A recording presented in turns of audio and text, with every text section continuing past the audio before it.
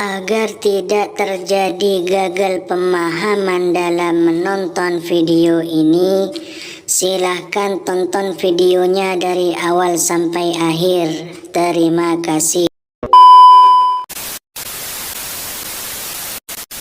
Assalamualaikum warahmatullahi wabarakatuh.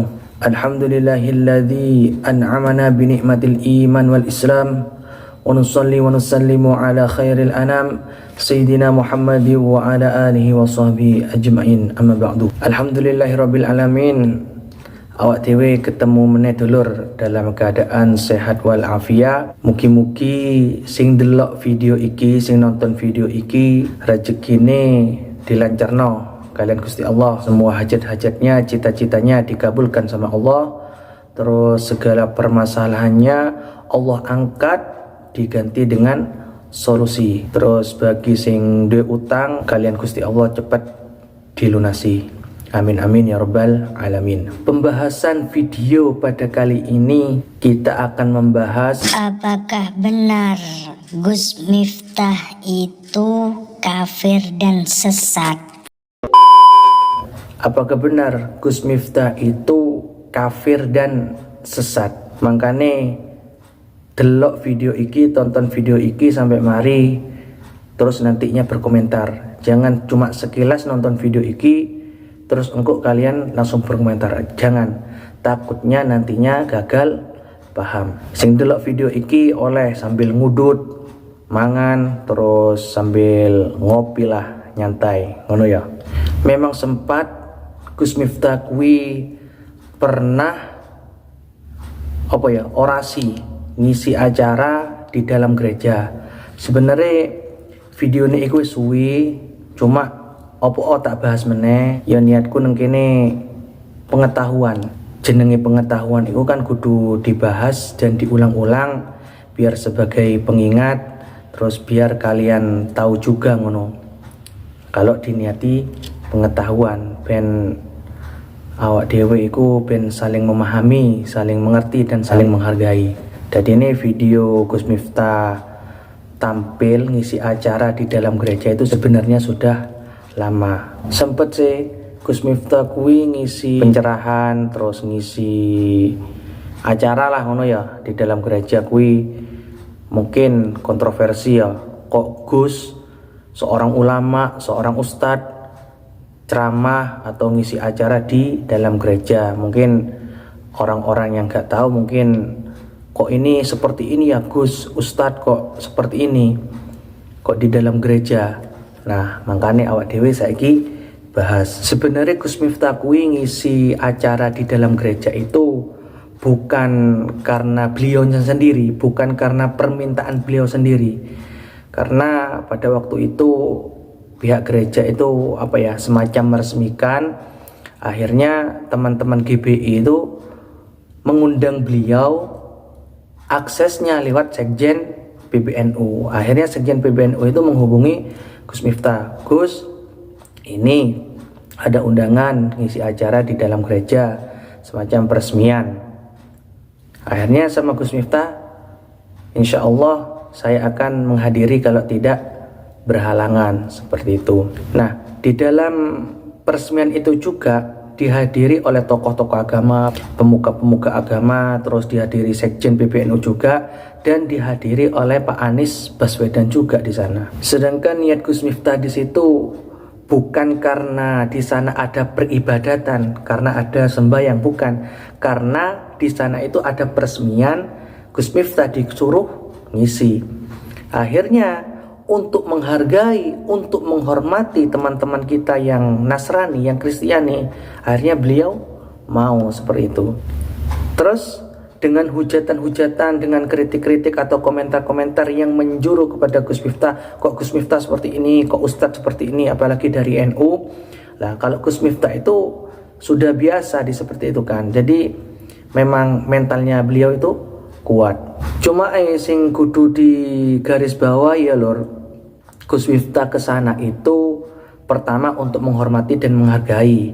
Yang kedua itu Gus Miftah bukan karena hal peribadatan, bukan karena hal peresmian. Nah Jadi nih Gus Miftah ke sana itu tidak ada sangkut pautnya dengan akidah, tapi dengan apa? Muamalah, dengan sosial, menghargai dan menghormati itu enggak apa-apa. Tapi kalau masalah akidah itu enggak boleh. Apalagi kan Gus Miftah sudah konsultasi kepada kiai-kiai, guru-gurunya, bahwasanya ketika Gus Miftah ngisi acara di dalam gereja itu, Gus Miftah itu dibilang gini, ya sudah leh, berangkat toh, yang penting akidahmu masih tetap Islam. Kalau dalam hal menghormati dan menghargai itu enggak apa-apa. Apalagi di sana sudah jelas, nang kono iku jelas-jelas peresmian kok tuduh tentang ibadah. Kecuali kalau ibadah itu nggak boleh. Jadi nih sing ngebully atau yang mengolok-olok atau yang mengatakan Gus Miftah itu kafir ataupun Gus Miftah itu sesat karena video Gus Miftah itu tampil atau ngisi acara di gereja, jangan buru-buru lah mengatakan kafir ataupun sesat, karena niat seseorang kita gak pernah ngerti, gak pernah tahu. Jadi ini ojo buru-buru langsung menjustifikasi awakmu kafir, awakmu sesat, awakmu dosa, awakmu neraka. Gak boleh, karena tujuannya Gus Miftah di situ karena untuk menghormati, menghargai, terus karena ada peresmian juga di sana. Jadi jangan buru-buru, kita harus tabayun, mengklarifikasi, menanyakan benarnya bagaimana. Terus Gus Miftah di sana itu kan dalam hal inilah Indonesia itu loh, dengan kerukunan antara beragama, agama Islam dengan agama Kristen ataupun agama Islam dengan agama lainnya. Dalam sosialisasi, dalam hal apapun, yang penting tidak ada sangkut pautnya dengan akidah, itu tidak apa-apa. Makanya ojo langsung menjustifikasi, langsung awakmu kafir, sesat. Ojo, hati-hati dengan perkataan seperti itu. Takutnya tuduhan kafir ataupun sesat itu yang dilontarkan kita kepada orang lain, iya kalau benar. Kalau nggak benar, takutnya kembali ke kita sendiri. Makanya hati-hati banget, jangan mudah mengkafirkan orang atau mensesatkan orang. Jangan, mengklarifikasi, tabayun, kita tanyakan bagaimana tujuannya. Nah, kalau gitu kan damai. Indonesia itu kan menjadi dingin, sejuk, bahagia, tenang. Intinya seperti itu. Jadi ojo langsung mengklaim lah. Hati-hati banget dulur-dulur ya. Nah, terus lek awak mutakon piye tanggepane agama Islam apabila ada orang Muslim masuk ke dalam gereja. Nah, iku piye hukumi? Sebenarnya ketika ada orang Muslim ataupun orang Islam yang masuk ke dalam gereja itu, dari orang Islam sendiri ada beberapa ulama yang menyatakan tentang hukum orang Muslim masuk ke dalam gereja. Nah, aku lagi katanya menjelaskan tentang madhab Syafi'i wae, karena di Indonesia kan penganut madhab Syafi'i itu mayoritas banyak. Jadi aku ingin membahas bagaimana ketika ada orang Muslim ataupun orang Islam yang masuk ke dalam gereja, itu dari pandangan madhab Imam Syafi'i. Nah, iki aku mengambil kutipan keterangan dari kitab Al-Mawsu'ah Al-Fiqhiyah Al-Kuwaitiyah. Kitab ini ensiklopedia persoalan fikih dari berbagai mazhab. Nah, aku menjelaskan dari pandangan Imam Syafi'i ya. Di sini dijelaskan, wa dhahaba ba'du syafi'iyati fi ra'in ila annahu la yajuzu lil muslimi dukhuluha illa biiznihim. Jadi penjelasannya adalah sebagian dari ulama dari kalangan mazhab Imam Syafi'i itu berpendapat bahwasanya bagi orang Muslim, bagi orang Islam yang masuk ke dalam gereja ataupun masuk ke dalam tempat peribadatan non-Muslim itu tidak boleh, kecuali, nah nengkene kecuali apa? Kecuali ada izin dari mereka. Sudah jelas bahwasanya ketika ono wong Muslim mlebu gereja ataupun mlebu pura ataupun mlebu tempat ibadah orang non Muslim, nang kono itu tidak boleh. Ya, nang kono itu tidak boleh masuk kecuali ada izin dari mereka. Nah, nang kene dijelaskan pisan, sebagian ulama mazhab Syafi'i yang lain berpendapat bahwa tidak haram memasuki tempat ibadah non muslim meski tanpa izin dari mereka. Jadi kita itu tidak boleh masuk ke dalam gereja ataupun tempat ibadah yang lainnya, tempat ibadah non muslim itu tidak boleh kecuali atas izin mereka. Semisal kalau gak izin itu tidak haram, berarti boleh kita memasukinya. Lah, kui penjelasan dari segi fikihnya. Saiki aku ingin jelaskan dari segi kisah atau sejarah. Nah, kisah ini diambil dari kitab Al-Mughni karangan Ibnu Qudamah. Jadi dulu itu ada sahabat namanya Umar bin Khattab. Beliau itu telah sampai di negeri Syam.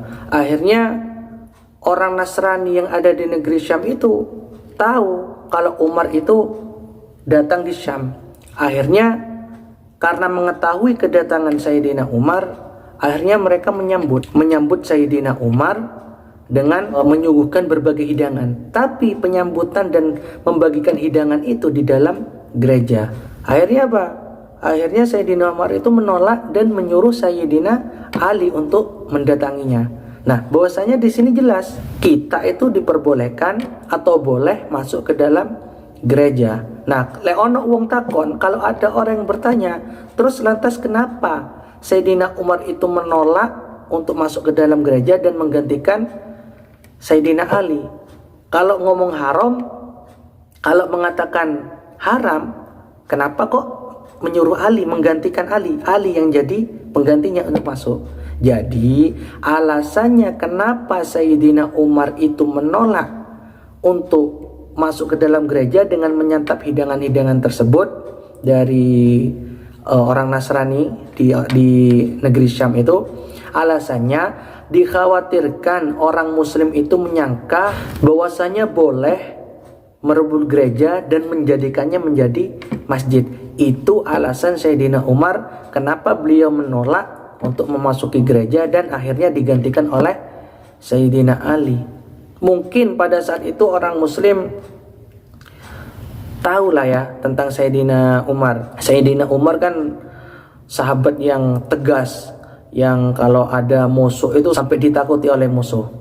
Jangankan musuh, jin dan setan pun kalau melihat bayangan Sayyidina Umar itu lari terbirit-birit saking takutnya. Mungkin umat Islam pada saat itu mengerti bahwasanya Sayyidina Umar itu tegas. Akhirnya Sayyidina Umar itu menolak masuk ke dalam gereja dengan menyantap hidangan dari orang-orang Nasrani pada saat itu, karena alasannya takut orang Muslim itu mengatakan berarti boleh ya kita merebut gereja dan mengubahnya menjadi masjid. Nah, itu kalau dari segi kisahnya.